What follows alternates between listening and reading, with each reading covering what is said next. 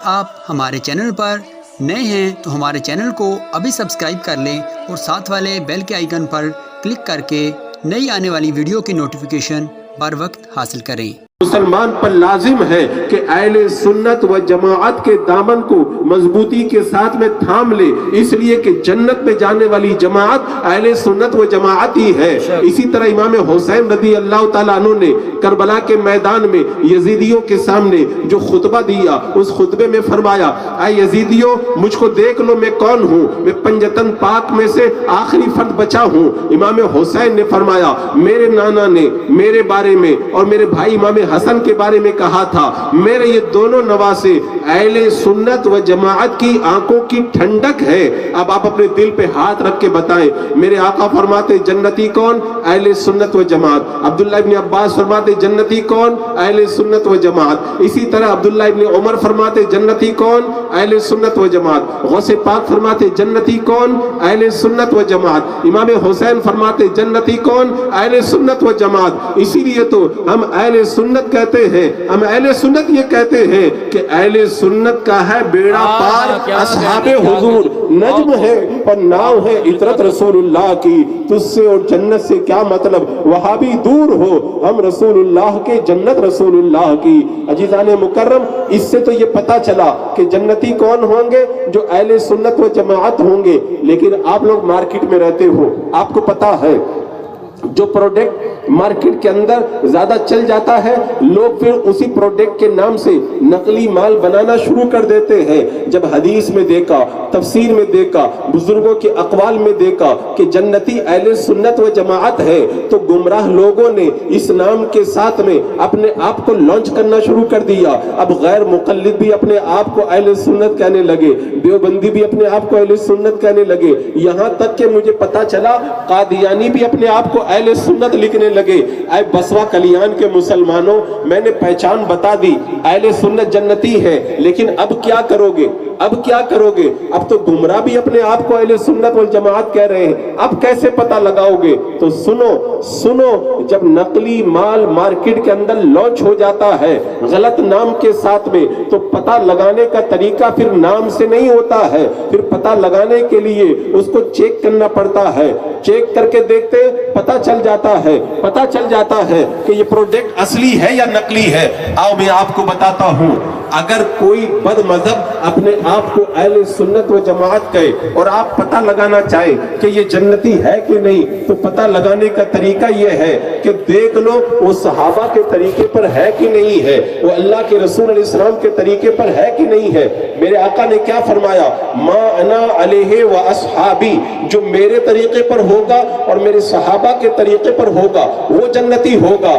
اب میں آپ کو مختصراً یہ بتاتا ہوں، الحمدللہ اہل سنت و جماعت کے جتنے عقائد ہیں وہ سارے عقائد اللہ کے رسول علیہ السلام اور صحابہ کرام کے عقائد سے میچنگ کرتے ہیں اور ملاؤ کرتے ہوئے نظر آتے ہیں۔ اور اہل سنت کے علاوہ جتنے گمراہ فرقے پائے جاتے ہیں اور انہوں نے اہل سنت سے جن عقائد میں اختلاف کیا ہے، ان میں سے کسی کا کوئی عقیدہ صحابہ کے عقیدے سے میچنگ کرتا ہوا آپ کو کبھی بھی نظر نہیں آئے گا۔ یہ کیا کہتے ہیں؟ توحید یہ ہے اللہ کو صرف علم غیب جاننے، اللہ کو صرف غیب جاننے والا مانا جائے۔ علم غیب خدا کے سوا کسی اور کے لیے مانو گے تو معاذ اللہ مشرک ہو جاؤ گے۔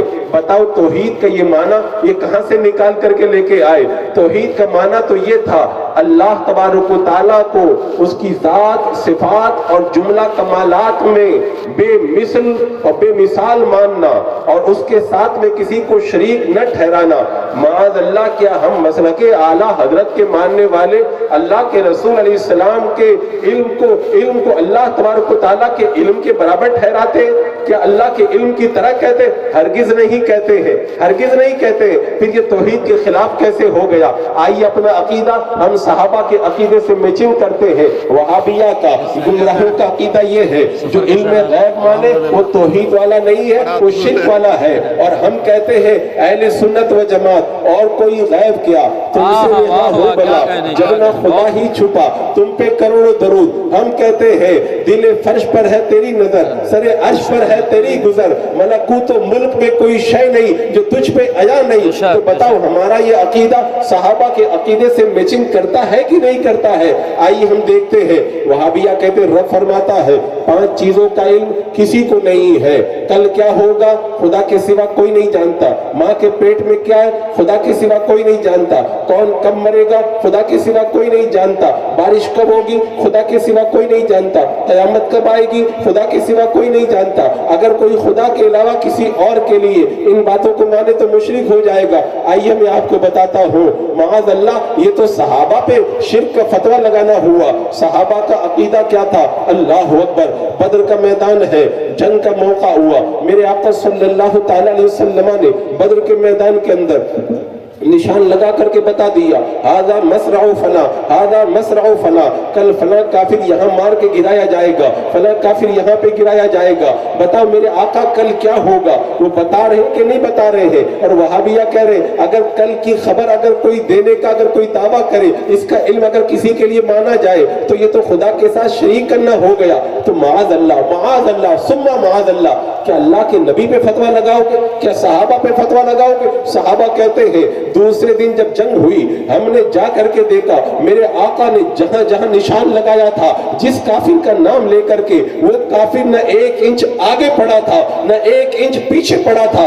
جہاں پہ میرے آقا نے نشان لگایا تھا وہ کافر وہیں پر مرا ہوا پایا گیا. میرے آقا نے کل کیا ہوگا یہ بھی بتا دیا. اب اگر کوئی یہ کہے کل کیا ہوگا یہ تو خدا جانتا ہے, اگر نبی کے لیے مانا جائے تو شرک ہو جائے گا. تو سنو, خدا کا علم ذاتی ہے اور نبی کو جو علم ملا ہے خدا نے دیا ہے. اللہ کا جو علم ہے وہ فانی نہیں ہے, باقی ہے. اور خدا کے سوا کسی اور کے لیے جو علم ہوتا ہے وہ باقی نہیں ہوتا. خدا کا جو علم ہے, خدا کا جو علم ہے وہ قدیم ہے اور دیگر مخلوق کا جو علم ہے وہ حادث ہے. خدا کا علم اس کی کوئی حد نہیں ہے اور مخلوق کے علم کی حد ہوا کرتی ہے. یہ کہاں سے انہوں نے توحید کا معنی آ کر کے بتا دیا کہ کسی بھی طرح اگر علم غیب مان لو تو یہ شرک ہو جائے گا. اسی طرح کیا کہتے, ماں کے پیٹ میں کیا ہے خدا کے سوا کوئی نہیں جانتا. ام فضل میرے آقا صلی اللہ تعالی علیہ وسلم کی بارگاہ میں آتی ہے, آ کر کے کہتی ہے میں نے خواب دیکھا ہے. کہا بیان کرو, کہ بیان کرنے کی ہمت نہیں. میرے آقا نے فرمایا بتاؤ. عرض کرتی ہے میں نے دیکھا آپ کے جسم کا ایک ٹکڑا کاٹ کے میری گود میں رکھ دیا گیا. میرے آقا صلی اللہ تعالی علیہ وسلم نے ارشاد فرمایا فاطمہ کا بیٹا ہوگا وہ تمہاری گود کے اندر دیا جائے گا. میرے آقا کو یہ بھی معلوم ہے فاطمہ کے شکم سے بچہ پیدا ہوگا, یہ بھی معلوم ہے وہ لڑکی نہیں لڑکا ہے, اور یہ بھی معلوم ہے وہ مردہ نہیں پیدا ہوگا زندہ پیدا ہوگا, اور یہ بھی معلوم ہے ام فضل وہ تمہاری گود میں دیا جائے گا. میرے آقا نے جیسا بتایا تھا ویسا ہی ہوا. ام فضل جا رہی ہے, میرے آقا نے فرمایا تمہارے پیٹ میں جو بچہ ہے جب وہ پیدا ہو جائے تو میرے پاس لے کے آنا, یہ خلفاء کا باپ ہے.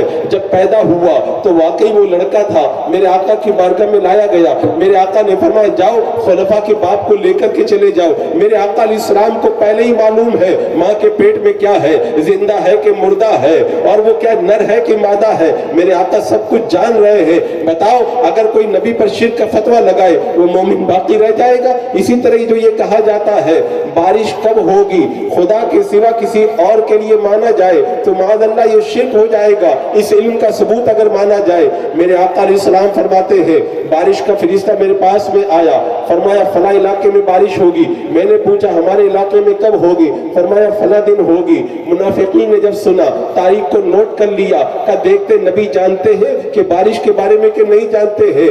میرے آقا نے جیسے بتایا تھا ویسا ہی ہوا, اسی دن بارش نازل ہو گئی. اور ان منافقین نے جب میرے آقا کے علم غیب کو دیکھا تو کلمہ پڑھ کے مسلمان ہو گئے اور سچے مسلمان بن گئے. میرے آقا کو یہ بھی پتا ہے کہ بارش کب ہوگی. اسی طرح کہتے کون کب مرے گا, میرے آقا نے بتا دیا کون کب مرے گا. کل کیا ہوگا کل کیا ہوگا میرے آقا یہ بھی جانتے ہیں. آپ کو معلوم ہے خیبر کے موقع پہ حضرت صدیق اکبر گئے, قلعہ فتح نہیں ہوا. فاروق اعظم گئے, قلعہ فتح نہیں ہوا. میرے آقا نے فرمایا کل میں جھنڈا ایک ایسے شخص کے ہاتھ میں دوں گا جس کے ہاتھوں پہ اللہ تبارک و تعالیٰ فتح عطا فرمائے گا. کل کیا ہوگا میرے آقا جان رہے ہیں, تبھی تو فرما رہے ہیں.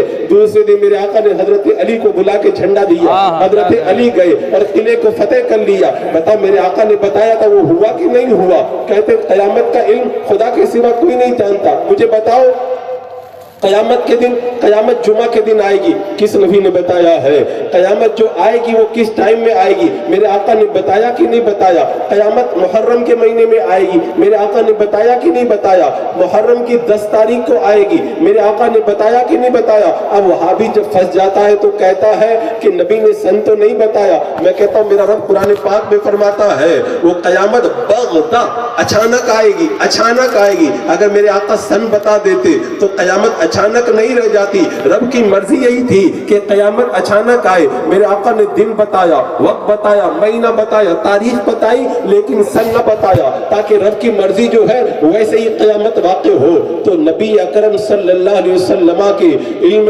غیب کو ماننے والوں پر شرک کا فتویٰ لگانے والے خود توحید کو نہیں جانتے ہیں. آپ اسی طرح دیکھیں انہوں نے اپنی کتاب میں کیا لکھا کہ اگر کوئی یہ کہے کہ نبی کے چاہنے سے کچھ ہو جاتا ہے تو وہ بھی مشرک ہو جاتا ہے. میں کہتا ہوں یہ 50 نمازیں 5 نمازیں کس کے چاہنے سے ہوئی ہے؟ یہ قبلہ جو بیت المقدس تھا, خانہ کعبہ قبلہ کس کے چاہنے سے بنا ہے؟ اور میرا رب فرماتا وَلَسَوْفَ يُعْطِيكَ رَبُّكَ فَتَرْضَى, محبوب اللہ اتنا دے گا کہ آپ راضی ہو جائیں گے. خدا کی رضا چاہتے ہیں تو عالم, خدا چاہتا ہے رضا محمد صلی اللہ تعالیٰ علیہ وسلم. میرے آقا کے چاہنے سے کیا کیا نہیں ہوا؟ کیا ڈوبا ہوا سورج میرے آقا کے چاہنے سے پلٹ کے نہیں آیا؟ کیا چاند کے 2 ٹکڑے میرے آقا کے چاہنے سے نہیں ہوئے؟ کہ اللہ کے رسول علیہ السلام کے چاہنے سے درختوں نے آپ کی بارگاہ میں آ کے سجدہ نہیں کیا؟ کیا میرے آقا کے چاہنے سے آپ نے نہیں دیکھا کہ کنکریوں نے کلمہ پڑھا؟ اللہ کے رسول کے چاہنے سے کیا کیا نہیں ہوا؟ اور جو اللہ کے رسول علیہ السلام کی چاہت پہ اعتراض کرتے, میں کہتا ہوں 5 نمازیں نہ پڑھا کرے, 50 نمازیں پڑھا کرے, بیت المقدس کی طرف منہ کر کے نماز پڑھا کرے, کیونکہ یہ تو چاہتے مصطفیٰ کی وجہ سے ہوا ہے.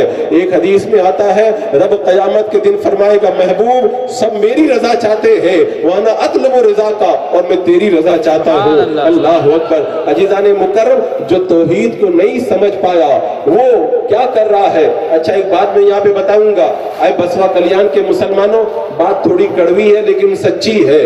آج ہمارا نوجوان جو گمراہ ہو رہا ہے توحید اور شرک کے نام پر, اس کی سب سے بڑی وجہ میں نے غور کیا تو مجھے یہ سمجھ میں آئی کہ وہابیوں کو بھی یہ پتا نہیں ہے ایمان کس کو کہتے ہیں, اور اہل سنت کی عوام کو بھی یہ پتا نہیں ہے ایمان کس کو کہتے ہیں.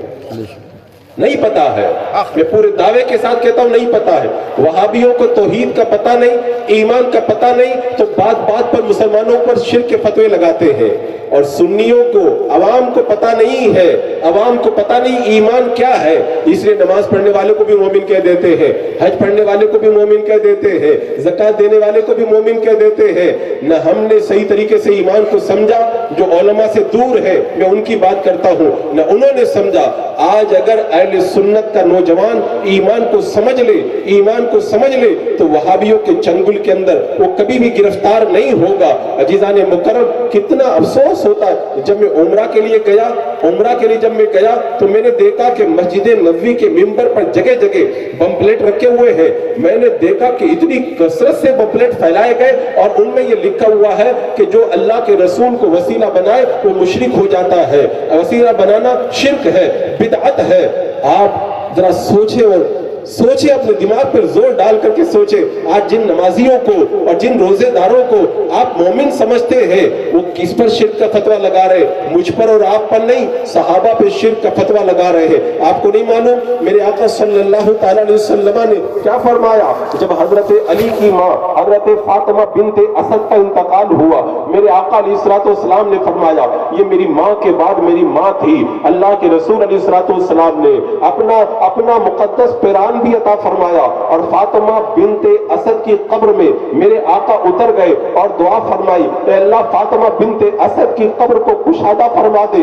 کیسے دعا فرمائی؟ بحق نبی کا والانبیاء الذین من قبلی، اے اللہ تیرے نبی کے وسیلے سے اور مجھ سے پہلے جتنے نبی آئے ان سارے نبیوں کے وسیلے سے فاطمہ بنت اسد کی قبر کے اندر تو کشادگی پیدا فرما دے۔ اگر وسیلہ بنانا شرک ہے، جو انتقال کر جائے اس کو وسیلہ بنانا شرک ہے، میرے آقا نے کیا دعا کی؟ مجھ سے پہلے جتنے نبی آ کر چلے گئے، اے اللہ سارے نبیوں کا وسیلہ تیری بارگاہ کے اندر فاطمہ بنت اسد کی قبر کے اندر کشادگی پیدا فرما دے۔ معاذ اللہ، اگر کوئی یہ کہے کہ وسیلہ بنانا شرک ہے تو اللہ کے رسول علیہ السلام نے کیا شرک کی تعلیم دی؟ پتہ نہیں کیسی توحید یہ لوگ پڑھتے ہیں کہ وہ فتویٰ ڈائریکٹ جا کر کے کونین کے دھولا پہ لگاتے۔ معاذ اللہ ثم معاذ اللہ، آپ کو نہیں معلوم دنیا کے اندر جو پہلی توبہ قبول ہوئی ہے حضرت آدم علیہ السلام کی، وہ کس کے وسیلے سے قبول ہوئی ہے؟ میرے آقا علیہ السلام کے وسیلے ہی سے تو قبول ہوئی ہے۔ آپ کو نہیں معلوم نابینا صحابی میرے آقا علیہ السلام کی بارگاہ میں حاضر ہوئے، کہ یا رسول اللہ دعا فرما دے، آنکھوں کی روشنی آ جائے۔ میرے آقا نے فرمایا صبر کرو، کہ یا رسول اللہ آپ دعا فرما دے۔ میرے آقا صلی اللہ علیہ وسلم نے فرمایا جاؤ وضو بناؤ، 2 رکعت نماز پڑھو، اور اس کے بعد میں میرے وسیلے سے رب کی بارگاہ میں دعا کرو بحق نبی کا، اے اللہ تیرے نبی کے وسیلے سے مجھے آنکھوں کی روشنی عطا فرما دے، میری حاجت کو پورا فرما دے۔ صحابہ کہتے ہیں وہ نابینا گئے تو نابینا تھے، اور 2 رکعت نماز پڑھ کے میرے آقا کے وسیلے سے دعا کر کے آئے تو اللہ نے آنکھوں کی روشنی عطا فرما دی تھی۔ وسیلہ مولا چاہتے ہو وسیلہ ڈھونڈ لو، نجدیو بے وسیلہ ہرگز خدا ملتا نہیں۔ میرے آقا علیہ السلام کیا شرک کی تعلیم دے رہے کہ میرے وسیلے سے دعا کرو؟ یہ لوگ فتویٰ کس پہ لگاتے ہیں؟ اپنا سینہ ٹٹول کر کے دیکھو، دل میں غوث پاک کی محبت ہے نا؟ میرے غوث نے فرمایا مشکل وقت آ جائے تو میرے وسیلے سے رب کی بارگاہ میں دعا کرو، اللہ تمہاری مشکل کو آسان فرما دے گا۔ کیا غوث پاک شرک کی تعلیم دے رہے؟ کیا غوث پاک کو توحید نہیں معلوم ہے؟ کیا غوث پاک کو توحید کے بارے میں معلومات نہیں ہے؟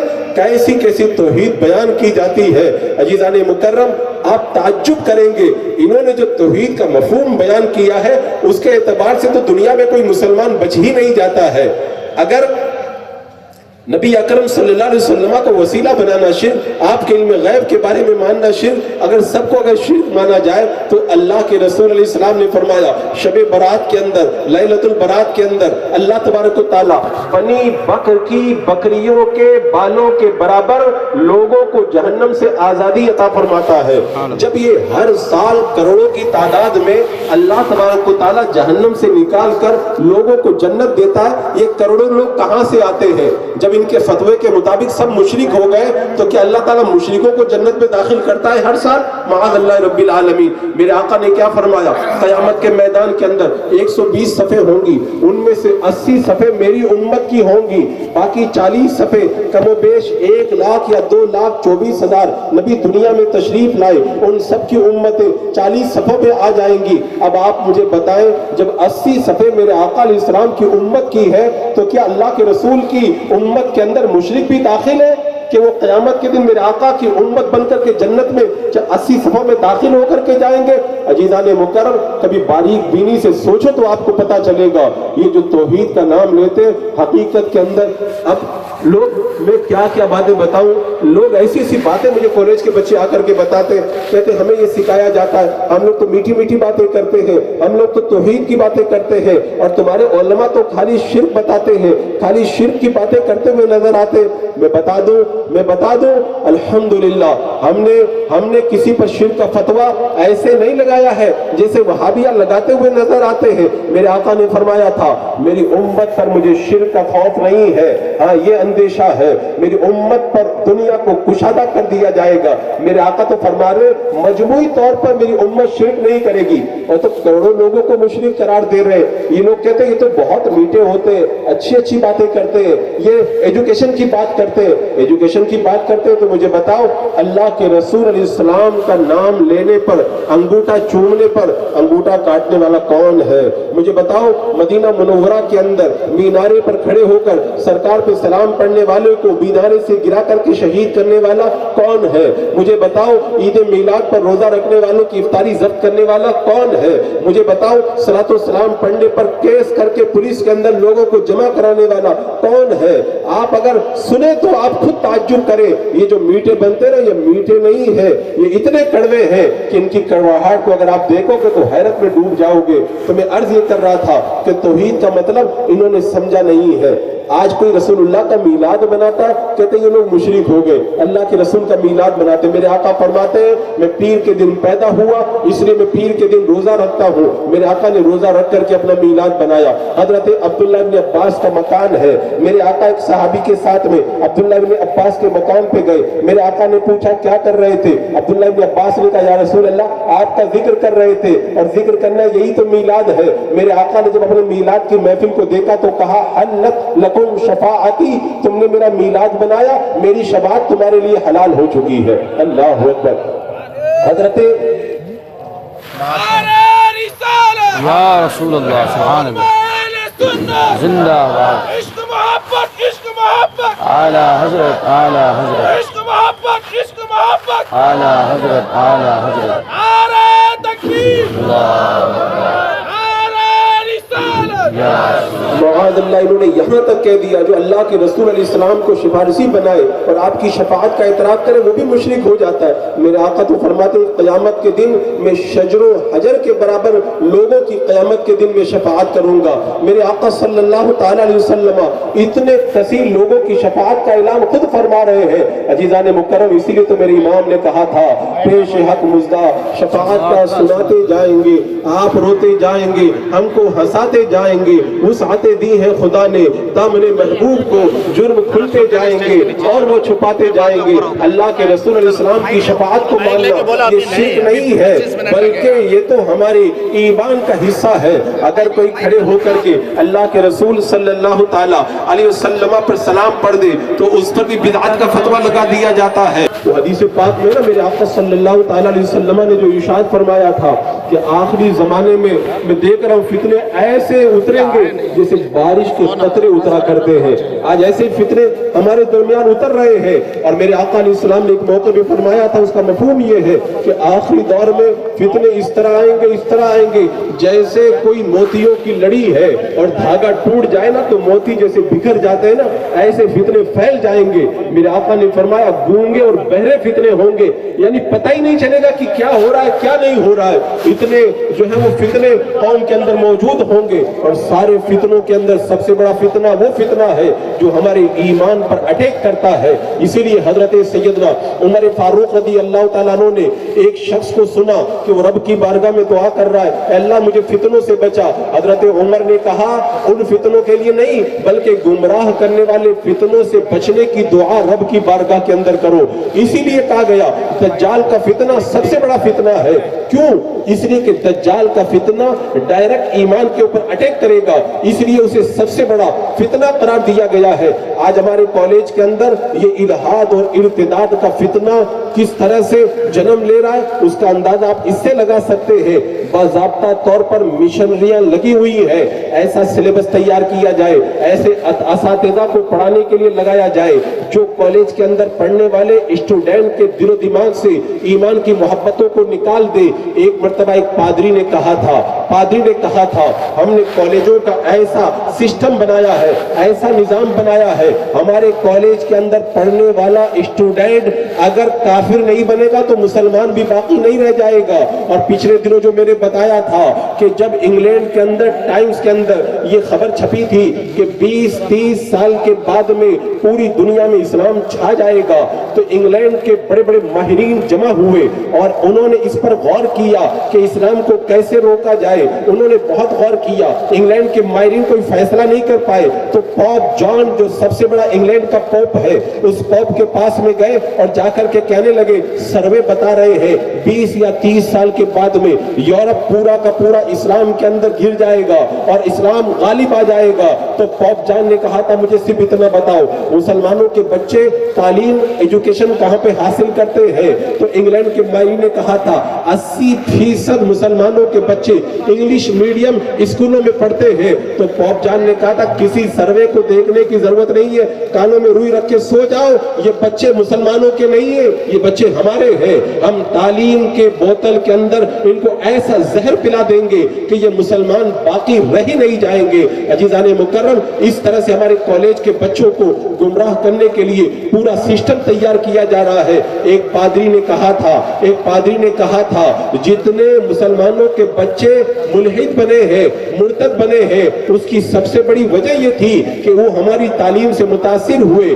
آج آپ ڈیبیٹ دیکھیں، مسلمانوں کا لیبل لگا کر کے غیر مسلموں کے سامنے ڈیبیٹ کے اندر بیٹھنے والے مسلمان وہ اسلام کے خلاف کیوں بول رہے ہیں؟ اس لیے کہ انہوں نے دینی تعلیم نہیں پائی اور غلط ایجوکیشن پا کر کے اپنے اسلام کو بھی فراموش کر دیا۔ میں نے بتایا تھا ایک مسلمان بچہ جب کالج میں جانے لگا، اس کا انٹرویو تھا، انٹرویو کے لیے جب اس کو بٹھایا گیا تو پروفیسر نے سوال کیا یہ بتاؤ مسلمان مرد 4 شادی کر سکتا ہے، عورتیں 4 شادی نہیں کر سکتی، اگر اسلام پر کوئی اعتراض کرے تو تم مسلمانوں کیا جواب دو گے؟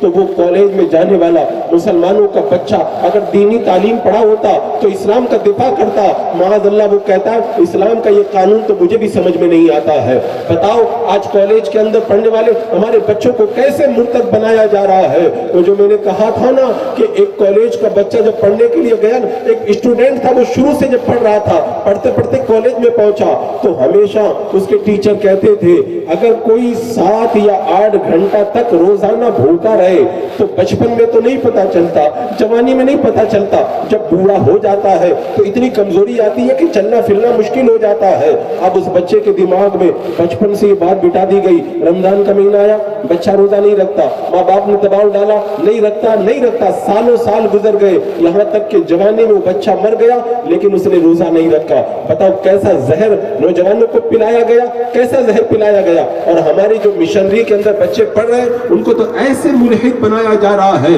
بچے کے بستے سے قلم نکال کر کے چھپا دیا جاتا ہے، کہا جاتا بیٹا اپنے خدا سے قلم مانگو، وہ کہتا ہے اللہ میرا قلم دے دے، قلم نہیں ملتا۔ اپنے نبی سے مانگو یا رسول اللہ میرا قلم دے دیجئے، قلم نہیں ملتا۔ کہتے عیسیٰ مسیح خدا ہے، ان سے قلم مانگو تمہیں قلم مل جائے گا، وہ کہتا ہے عیسیٰ مسیح خدا معاذ اللہ مجھے میرا قلم دے دو۔ اوپر چھت پر سوراخ رہتا ہے، پلاننگ کے ساتھ میں سوراخ سے قلم گرایا جاتا ہے، بچے کے ہاتھ میں آ جاتا ہے، بچے کا برین واش ہو جاتا ہے۔ اب کبھی مشکل وقت آئے کسی اور سے نہ مانگو، عیسیٰ خدا ہے ان سے مانگا کرو۔ اور یہ بچہ جب بڑا ہوگا تو بتاؤ جا کر کے کیا کرے گا؟ ہمارے بچوں کو کالج کے اندر اسلام سے دور کرنے کے لیے کیا کیا کیا جاتا ہے؟ عزیزان مکرم ایک جملہ میں کہنا چاہتا ہوں، میرا رب قرآن میں فرماتا ہے وَكَيْفَ تَكْفُرُونَ وَأَنْتُمْ تُتْلَى عَلَيْكُمْ، تم کیسے کفر کرو گے حالانکہ تم پر اللہ کی آیتیں پڑھی جاتی ہے اور اللہ کا رسول تمہارے درمیان موجود ہے۔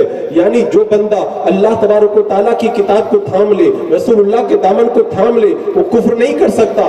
اب ان اسکولوں میں پڑھانے والے مشنریوں کے اسٹوڈنٹ کے اندر کام کرنے والے پادریوں نے کیا کیا معلوم ہے؟ اس کو پورے طور پر پلاننگ کے ساتھ میں انہوں نے اس انداز کے اندر ڈال دیا، معاذ اللہ رب العالمین۔ وہ کیا کرتے ہیں؟ کوٹ پہن کر ٹائی پہن کر کے جو آئے بولے یہ پروفیسر ہے، یہ لیکچرار ہے، اس سے اسلام کی باتیں سیکھو۔ آج ہمارا اسٹوڈنٹ علماء کے پاس باتیں سیکھنے نہیں آتا، لیکچر کے پاس جاتا ہے، اسکالر کے پاس جاتا ہے۔ جو بندہ اسکالر سے دین سیکھے گا وہ کبھی بھی دین کے اندر مضبوط نہیں ہو پائے گا۔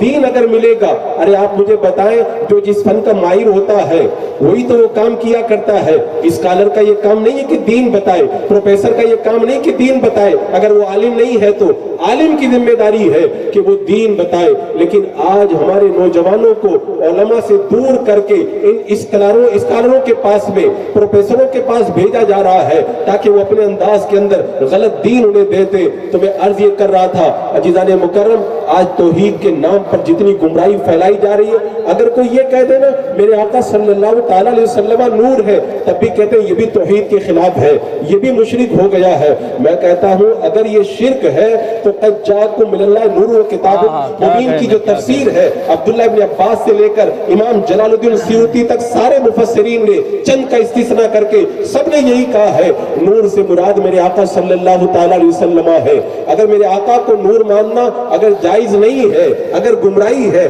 تو معاذ اللہ کیا سارے علماء گمراہ ہو گئے؟ کیا سارے مفسرین گمراہ ہو گئے؟ اللہ اکبر۔ میرا رب فرماتا ہے میں نے نور بنا کر کے بھیجا۔ میرے آقا فرماتے جابر سب سے پہلے اللہ نے میرے نور کو پیدا کیا۔ صحابہ کہتے میرے آقا نور بن کر کے آئے۔ حضرت آمنہ کہتی ہے مجھ سے نور نکلا، شام کے محلات روشن ہو گئے۔ حضرت حلیمہ کہتی ہے میرے گھر کے اندر نور آیا، جنہوں نے دیکھا وہ سب نور کہہ رہے ہیں۔ اور وہابیہ کہتا ہے اگر نور مانو تو توحید کے خلاف ہو جائے گا۔ میں کہتا ہوں میرے آقا کی شان تو بڑی بلند ہے، وہ تو ورا الورا ہے ہماری فہم سے، اللہ نے ان کو بڑا مقام عطا فرمایا ہے۔ ان کا تو عالم یہ ہے کہ ان کی نسل میں جو ہے نا، تیری نسل پاک میں بچہ بچہ نور کا، تو ہے عین نور تیرا، سب گھرانہ نور کا۔ ہم تو انہیں بھی نور مانتے ہیں اور ان کے گھرانے والوں کو بھی نور مانتے ہیں، یہ توحید کے خلاف نہیں ہے۔ اسی طرح اگر کوئی کہہ دے میرے آقا علیہ السلام حاضر و ناظر ہے، کہتے یہ بھی شرک ہو گیا۔ ہر جگہ حاضر و ناظر ہونا کہتے وہ خدا کی شان ہے، معاذ اللہ اللہ تو جگہ سے پاک ہے، اللہ کسی جگہ میں ہو ہی نہیں سکتا، اللہ کے جلوے موجود ہوا کرتے ہیں۔ اگر کوئی یہ کہے کہ نبی کو حاضر و ناظر ماننا توحید کے خلاف ہے، میرا رب فرماتا ہے النبی ہو اولا بالمؤمنین من انفسہم، نبی مسلمانوں کی جانوں سے بھی زیادہ ان سے قریب ہے۔ بتاؤ ہر مسلمان کی جان، ہر مسلمان کی جان اس کے قریب ہے کہ نہیں؟ میرا رب فرماتا ہے نبی تو تمہاری جانوں سے بھی زیادہ تم سے قریب ہے۔ تو پتہ چلا کہ جہاں جہاں مومن ہے وہاں وہاں اس کی جان ہے، اور جہاں جہاں جان ہے اس جان سے بھی زیادہ قریب میرے آقا ہے۔ تو بتاؤ میرے آقا حاضر و ناظر وہاں پر ہوئے کہ نہیں ہوئے؟ قیامت کے میدان کے اندر، قیامت کے میدان کے اندر جب امتوں سے پوچھا جائے گا کہ بتاؤ نبیوں نے پیغام پہنچایا کہ نہیں پہنچایا، امتیں انکار کریں گی، نبی گواہی دیں گے ہاں پہنچا دیا، کہیں گے گواہ پیش کرو، تو اس امت کو گواہی کے طور پر پیش کیا جائے گا۔ امت سے پوچھا جائے گا تم تو بعد میں آئے تھے، تم کو کس نے بتایا؟ امت کہے گی تیرے محبوب نے بتایا۔ وَيَكُونَ الرَّسُولُ عَلَيْكُمْ شَهِيدًا، میرے آقا سب کے اوپر گواہ بن جائیں گے۔ اور گواہ کون ہوتا ہے؟ غائب ہوتا ہے وہ گواہ نہیں ہوتا ہے، جو نابینا ہوتا ہے وہ گواہ نہیں ہوا کرتا ہے، گواہ وہ ہوتا ہے جو حاضر بھی ہو اور دیکھ بھی رہا ہو۔ تو میرے آقا ساری امتوں کی گواہی دے رہے ہیں، تو پتہ چلا میرے آقا ہر جگہ حاضر و ناظر ہے۔ اسی لیے تو کہا گیا جب اتحیات پڑھو اور یہ کہو السلام علیکم ایھا النبی، تو یہ تصور کرو میرے آقا ہمارا سلام سن رہے ہیں۔ اسی لیے حضرت شیخ علوی فرماتے ہیں، علی بن علوی فرماتے ہیں جب میں پڑھتا ہوں السلام علیکم ایھا النبی تو سرکار کا جواب میرے کانوں کے اندر مجھے سنائی دیتا ہے۔ حضرت ابو العباس مرسی رحمۃ اللہ تعالی علیہ فرماتے ہیں اپنے مریدوں سے جب تم اتحیات پڑھتے ہو، السلام علیکم ایھا النبی پڑھتے ہو، سرکار جواب دیتے سنتے ہو کہ نہیں سنتے ہو؟ کہ ہم تو نہیں سنتے۔ کہ اپنے دلوں پہ رو، تمہارے دل مردہ ہو گئے، تمہارے دل سخت ہو گئے، میں تو اس وقت تک سلام ہی نہیں پھیرتا جب تک کہ میں اپنے آقا کا جواب نہیں سن لیا کرتا ہوں۔ میرے آقا علیہ السلام تو حاضر و ناظر ہے، تبھی تو جواب دیتے ہوئے نظر آتے ہیں۔ عزیزان مکرم، یہ شرک نہیں ہے، یہ توحید کے خلاف نہیں، یہ تو صحابہ کرام کا ایمان اور عقیدہ ہے۔ اسی طرح اگر یہ کوئی کہہ دے کہ میرے آقا علیہ السلام زندہ ہے، تو کہتے معاذ اللہ نبی تو مر کے مٹی میں مل گئے۔ اگر کوئی ان کو زندہ مانتا ہے، آگے کے الفاظ بولنا میں گوارا نہیں کرتا، میری زبان جلتی ہے۔ عزیزان مکرم، میرے آقا نے فرمایا تھا جمعہ کے دن مجھ پر درود پڑھا کرو، تمہارے درود میرے سامنے پیش کیے جاتے ہیں۔ صحابہ نے کہا یا رسول اللہ آپ کے وصال کے بعد بھی؟ میرے آقا نے فرمایا ہاں، ان اللہ حرم علی الارض ان تاکل اجساد الانبیاء فنبی اللہ حی یرزق، بے شک اللہ تبارک و تعالیٰ نے زمین پر حرام کر دیا ہے وہ انبیاء کے جسموں کو نہیں کھا سکتی، اللہ کا نبی زندہ ہے اور اسے رزق دیا جاتا ہے، اسے رزق دیا جاتا ہے، تو زندہ ہے واللہ، تو زندہ ہے واللہ، میری چشم عالم سے چھپ جانے والے۔ یہ اہل سنت و جماعت کا عقیدہ ہے۔ آج کالج کے اندر جماعت اسلامی کے ماننے والے جس انداز کے اندر ڈونیشن دے کر کے اور جس انداز کے اندر اسکالرشپ دے کر کے ہمارے بچوں کو گمراہ کر رہے ہیں، یہ بڑی تشویش والی بات ہے۔ میں کہتا ہوں ایمان سمجھو، ایمان کا مطلب کیا ہوتا ہے، ایمان کا مطلب کیا ہوتا ہے۔ اور میں تو صاف طور پہ کہتا ہوں جو مسلمانوں پہ شرک کے فتوے لگاتے ہیں क्या मुसलमानों से उन्होंने कभी पूछा कि मुसलमान अल्लाह के नबी को खुदा का शरीक समझते हैं, ज़ात में या सिफात में? औलिया किराम को शरीक समझते? मादल्ला हरगिज़ शरीक नहीं समझते। अगर ये अहले सुन्नत व जमात से पूछते तो इन्हें पता चल जाता, लेकिन ये शिर्क का फतवा लगा करके अपने उस गलत फतवा लगाने का जो जज्बा है उसकी तस्कीन का सामान करते। हम जब जाते हैं अल्लाह वालों के मज़ार पे, कहते ये तो शिर्क हो गया। आपको नहीं मालूम है, मेरे आका सल्लल्लाहु तआला अलैहि वसल्लम हर साल शुहदाए ओहद के मज़ार पे जाया करते। मेरे आका अलैहिस्सलाम का विसाल हुआ, अबू बकर सिद्दीक शुहदाए ओहद के मज़ार पे जाते। हजरत अबू बकर सिद्दीक का इंतकाल हुआ, हजरत उमर फारूक अमीरुल मोमिनीन बने, शुहदाए ओहद के यहाँ जाते। हजरत उमर फारूक का इंतकाल हुआ तो हजरत उस्मान गनी जाते। तो अगर अल्लाह वालों के मज़ार पे जाना, अगर उनके पास जाना ये शिर्क है, तो माज़अल्लाह किसी में ये हिम्मत है इन मुक़द्दस सहाबा पर शिर्क का फतवा लगाए? हम तो वही करते हैं। मैंने कहा ना, मेरे आका ने फरमाया जन्नती जमात वो है मा अना अलैहि व अस्हाबी, जो मेरे तरीके पर और मेरे सहाबा के तरीके पर हो। और सहाबा का तरीका ये है कि वो मज़ारात पे जाते हैं तो पता चला कि जो सुन्नी होगा जन्नती होगा, वो भी अल्लाह वालों के मज़ार पे जाएगा। हजरत अबू अय्यूब अंसारी रज़ी अल्लाह तआला अन्हु मेरे आका अलैहिस्सलाम के रोजे पे आए। मरवान आकर के उठाता है, कहता है तुम क्या कर रहे हो? हजरत अबू अय्यूब अंसारी ने कहा मैं किसी पत्थर के पास नहीं आया हूँ, मैं रसूलुल्लाह की बारगाह में हाजिर हुआ हूँ। हजरत अबू अय्यूब अंसारी ने बता दिया अल्लाह के नबी, अल्लाह के वली जिंदा है। जो उनकी बारगाह में जाता है, जो उनकी बारगाह में जाता पत्थर के पास नहीं जाता, उनकी रूहानियत से फैज़ लेने के लिए जाया करता है। और ये बहुत बड़ा जुल्म है कि हमें कब्र पुजवा कहा जाता है। कब्र का पूजना अलग है और अल्लाह वालों की बारगाह से फैज़ लेना अलग है। कब्र को सजदा जो लोग करते हैं ये उनकी गलती है। अहले सुन्नत व जमात कभी भी नाजायज काम की तरगीब नहीं देते। हम तो यही कहते अल्लाह वालों की बारगाह में जाओ, उनसे फैज़ हासिल होगा। अजीज़ान मुकर्रम, तौहीद की जो असल तालीम है अल्हम्दुलिल्लाह वो अहले सुन्नत व जमात के पास में पाई जाती है। मैं कितनी बातें बताऊं, ये तो मैंने चंद बातें आपके सामने रखी। और अल्हम्दुलिल्लाह इस दौर के अंदर अहले सुन्नत व जमात के अंदर जो गैर मज़हबों के साथ में जो इख्तिलाफ पाया जाता अकाईद के अंदर, उन तमाम चीजों के अंदर हमारा वही तरीका है जो सहाबा किराम का तरीका था। पूरी जिम्मेदारी के साथ मैं कहता हूं, एक भी ऐसा अकीदा लाके दिखा दो जिसमें हम गैरों से इख्तिलाफ करते हैं। एक भी ऐसा अकीदा लाके बता दो जो अकीदा सहाबा के अकीदे से मैचिंग न करता हो। अल्हम्दुलिल्लाह हमारे अकाईद उनसे मैचिंग करते हुए नजर आते। और आखिर में मैं पैगाम दूं, अल्लाह इब्न अकील रहमतुल्लाह तआला अलैह फरमाते हैं, अगर तुम लोगों का ईमान देखना चाहते हो ना, मस्जिदों में भीड़ मत देखो, अरफात के मैदान में लब्बैक लब्बैक की सदा पे मत देखो। ये देखो कि अल्लाह और उसके रसूल के दुश्मनों से नफरत कौन करता है, मोहब्बत कौन करता है। जो नफरत करता है वो मोमिन नहीं, और जो उनसे मोहब्बत करता है सही मानों में वही मोमिन करार पाया करता है। अजीज़ान मुकर्रम, आज नमाज, मैंने शुरू में कहा ना कि हमारी आवाम को पता ही नहीं ईमान किसको कहते हैं। कभी मौका मिला तो इस उन्वान पे मुकम्मल मैं तकरीर करूंगा ईमान क्या है। हमारे कॉलेज के बच्चों को सबसे पहले यह बताया जाए ईमान क्या है। अगर कॉलेज के बच्चों को ईमान पता चल जाए ना तो फिर कोई गैर उनको गुमराह नहीं कर पाएगा। ईमान का पता नहीं है तभी तो वो नमाजी को भी मोमिन समझ लेते हैं, रोजेदार को भी मोमिन समझ लेते हैं, हज करने वाले को भी मोमिन समझ लेते हैं। आप मुझे छोटी सी बात बताएं, छोटी सी बात बताएं, एक बंदा है ताज्जुद भी पढ़ता है, इशराक भी पढ़ता है, अवाबीन भी पढ़ता है, चाश भी पढ़ता है, पांचों वक्त की पढ़ता है, हर महीने उम्रा करता है, हज भी करता है, लेकिन माअज़ल्लाह अगर वो ये कहे जैसा इल्म अल्लाह के रसूल को है वैसा इल्म तो पागलों और चौपाइयों को भी है, क्या वो मोमिन रह जाएगा? क्या वो मोमिन रह जाएगा? अगर वो मोमिन नहीं है तो जाओ किताबें उठा करके देख लो, इन्होंने अपनी किताब के अंदर वही बातें लिखी है। ऐसा इल्म जैसा नबी का इल्म है ऐसा इल्म तो पागलों और चौपाइयों को भी है। तो जब इन्होंने ये बकवास कर दी तो इनकी नमाजों को क्यों देखते हुए नजर आते हो? इनकी नमाजों की तरफ क्यों तुम माहिल हो जाते हो?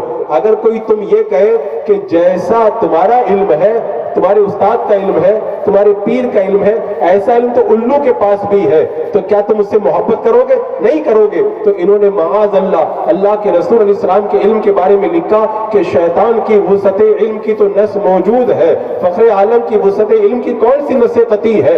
यानी ये बता दिया शैतान का इल्म तो साबित है बहुत वसी है, नबी का इल्म वसी है, ये साबित नहीं है। जो अल्लाह के रसूल अलैहिस्सलाम की शान में इस तरह मुंह भर के गालियां दे, तुम उनकी नमाजों को देखते हो, उनके रोजों को देखते हो, उनकी की इबादतों को देखते हो कि अल्लाह के रसूल अलैहिस्सलाम की मोहब्बत तुम्हारे दिलों के अंदर नहीं है। ईमान का मेयार ये नहीं है कि कौन कितनी इबादत करता है, ईमान का मेयार ये है कि इसके दिल में सरकार की सच्ची मोहब्बत है। अगर सच्ची मोहब्बत है वो मोमिन है, और अगर सच्ची मोहब्बत नहीं वो मोमिन नहीं हो सकता। इश्क तेरे सदक़े जलने से छुटे सस्ते, जो आग बुझा देगी वो आग लगाई है। मेरे आका अलैहिस्सलाम की शान में माज़ अल्लाह ये कहा जाए, मैं क्या बोलूं, जुमला मुझसे बोलते हुए मेरी ज़बान जलती है। मेरे आका की शान तो इतनी बुलंद है, अल्लाह की सरता बकदम शान है ये। इंसान नहीं इंसान, वो इंसान है ये। कुरान तो ईमान बताता है इन्हें, ईमान ये कहता है मेरी जान है ये। और सिर्फ खुदा तक नहीं रुक गए, सिर्फ ये नबी तक नहीं रुक गए, खुदा तक पहुंच के इन्होंने यहाँ तक लिख दिया बाद अल्लाह खुदा झूठ बोल सकता है। हम तो कहते वमन अस्दक़ु मिनल्लाहि क़ीला, अल्लाह से ज्यादा सच्चा कोई नहीं है। हम तो ये कहते फला युख़लिफ़ुल्लाहु वअदा, अल्लाह के वादे कभी गलत नहीं हुआ करते। हम तो कहते खुदा झूठ बोलने से पाक है। जो माद अल्लाह खुदा को झूठ बोलने वाला कहे उसको तुम मोमिन मानते हो। और आखिर में मैं ये बात ये भी बता दूं कि अजीज़ान मुकर्रम उलमा जब इस तरह की बातें करें ना तो ये मत कहा करो वो तो बड़ी मीठी मीठी बातें करते। ये सुन्नी उलमा क्यों इतनी सख्त बातें करते हैं? मैं कहता हूं तुमने उनकी सख्त बातें अभी सुनी नहीं है, अभी सख्त बातें तुमने सुनी नहीं है। हजरत मोहम्मद बिन सहल कहते हैं कि इमाम करबानी रहमतुल्लाह तआला अलैह हदीस पढ़ा रहे थे। हदीस पढ़ाते पढ़ाते बद मजहबों का रद्द करने लगे। हमने कहा हदीस पढ़ाते तो अच्छा रहता, आपने रद्द करना क्यों शुरू कर दिया? आपने फरमाया बद मजहबों का रद्द करना मुझे 60 साल तक हदीस पढ़ाने से ज्यादा प्यारा लगता है। यानी उन्होंने बता दिया बद मजहबों का रद्द करोगे तभी तो ईमान का तहफ़्फ़ुज़ होगा। मेरे आका ने एक मौके पे फरमाया था दज्जाल जब निकलेगा ना, कुछ लोग कहेंगे हमारा ईमान बड़ा मजबूत है, हम लोग उसके फरेब में नहीं आएंगे, दज्जाल को देख करके आते हैं। जब वो दज्जाल को देखने जाएंगे उसके ईमान लाके काफिर हो जाएंगे। बताओ ईमान का मामला इतना अहम है। मेरे आका मेरे रब ने कुरान में फरमाया या अय्युहल्लज़ीना आमनू क़ू अनफुसकुम व अहलीकुम नारा, ईमान वालों बचाओ अपने आप को और अपने घर वालों को जहन्नम की आग से। कोई आग लगी हुई नहीं थी, आग का मतलब ये जहन्नम की आग से बचाओ। और जहन्नम की आग में कौन जाएगा? जिसका ईमान गारत हो जाएगा वो जहन्नम की आग में जाएगा। अपना भी ईमान बचाओ, अपने बच्चों का भी ईमान बचाओ, और नबी का प्यार इतना पिला दो, अपने बच्चों को इतना पिला दो कि अगर कोई बदमज़हब गुमराह करने आए ना तो कह दे कि चाहे जो तू कुछ भी कर ले, मैं नबी से जो मोहब्बत करता हूँ अपने ईमान का सौदा मैं कभी नहीं करूंगा। वक्त नहीं है, नहीं तो मैं रिवायतें बताता। बचपन में जो पिला दिया जाता है ना, बंदा उसको कभी फरामोश नहीं करता है, कभी फरामोश नहीं कर पाता है। वो स्कूल का बच्चा पहले दिन जब उस्ताद ने उससे पूछा था ना कि नबी का नाम जानते हो, तो बच्चे ने कहा था जानता हूँ। कहा बताओ, बच्चे ने नहीं बताया। 1 घंटे की तकरार के बाद जब नहीं बताया, उस्ताद ने कहा था जब इंटरवल खत्म होगा तब आओगे ना, अगर नहीं बताओगे तो तुम्हारी पिटाई करूंगा। इंटरवल के बाद बच्चा आया, कहा नबी का नाम बताओ। कहा नबी का नाम मोहम्मद सल्लल्लाहु तआला अलैहि वसल्लम। उस्ताद ने कहा पहले तो नहीं बताया, क्यों बता दिया? कहा जब मैं छोटा बच्चा था मेरा बाप इंतकाल कर गया था, मेरे बाप ने बचपन में मुझसे कहा था अगर तुम किसी भी हालत से दो चार हो जाओ लेकिन नबी का नाम बगैर वजू के मत लेना। इंटरवल से पहले मेरा वजू नहीं था, इसलिए मैं अपनी जान देना गवारा कर लेता, लेकिन बगैर वजू नबी का नाम नहीं ले सकता था। इंटरवल के बाद मैं वजू बना के आया, आपने पूछा मैंने नबी का नाम बता दिया। बच्चों के ज़हन में बचपन से जब नबी का प्यार पिलाओगे ना तब जाकर के बच्चे नबी के आशिक बनेंगे, फिर कोई उनको गुमराह नहीं कर पाएगा। नहीं मालूम हजरत उमैर अपने चचा के साथ जुल्लास बिन सोएद के साथ में मेरे आका की बारगाह में जब जाते थे, एक दिन जुल्लास बिन सोएद नहीं गए, हजरत उमैर चले गए और आके चचा से कहा चचा आज नबी ने इतनी प्यारी बातें बताई, ऐसा लग रहा था जैसे कयामत का मंजर निगाहों के सामने आ गया। जुल्लास बिन सोएद के दिल में निफाक था, कहने लगा नबी अगर सच्चे हैं ना हम लोग गधों से भी ज्यादा बदतर है माद अल्लाह। उसने गुस्ताखी कर दी, कहा मैं नबी से जाके शिकायत करूंगा। कहा तेरी बात कौन मानेगा? बच्चा गया, कहा या रसूल अल्लाह मैं बरी हूं अपने चचा से खुदा की बारगाह में और नबी की बारगाह में अपनी बराहत का इजहार करता हूं। बताओ बच्चे को किसने बता दिया? किसने बता दिया जो नबी से जुदा हो जाए तुम उससे जुदा हो जाओ।